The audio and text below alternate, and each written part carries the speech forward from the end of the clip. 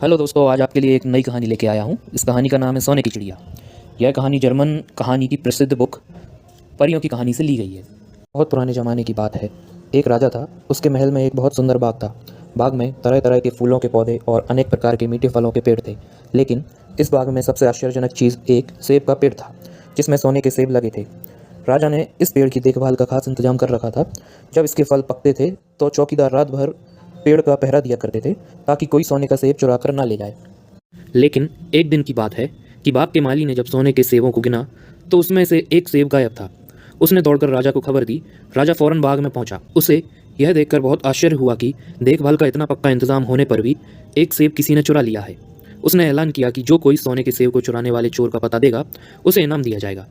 सबसे बड़े राजकुमार ने राजा से कहा कि रात में वह पहरा देगा और चोर को पकड़ने की कोशिश करेगा।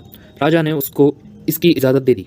बड़ा राजकुमार रात में पहरा देने लगा, लेकिन 2 घंटे बाद ही उसे नींद आ गई और वह सो गया। सुबह उठकर जब उसने सेबों को गिना तो वह देखकर चकित रह गया कि रात भर में एक और सेब गायब हो गया। इसके बाद दूसरी रात को मंझले राजकुमार ने पहरा देना का काम संभाला, लेकिन उसे भी नींद आ गई और तीसरा सेब भी चोरी हो गया। राजा बहुत चिंतित था।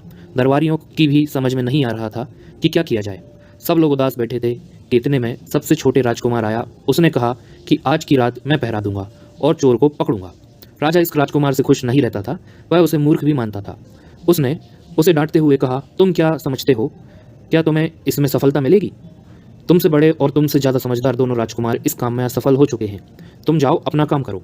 लेकिन छोटा राजकुमार कहाँ मानने वाला था। उसने राजा से प्रार्थना की, उसे एक मौका जरूर दिया जाए। अंत में राजा राजी हुआ।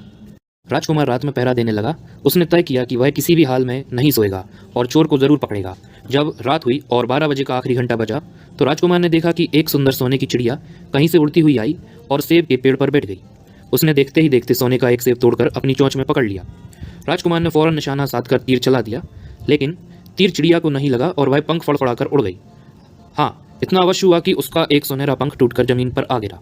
दूसरे दिन सुबह राजकुमार ने राजा को सारी बात बता दी और वह सोने के पंख उसके सामने रख दिया। पंख इतना सुंदर और इतना कीमती था कि राजा उसे देखते ही रह गया।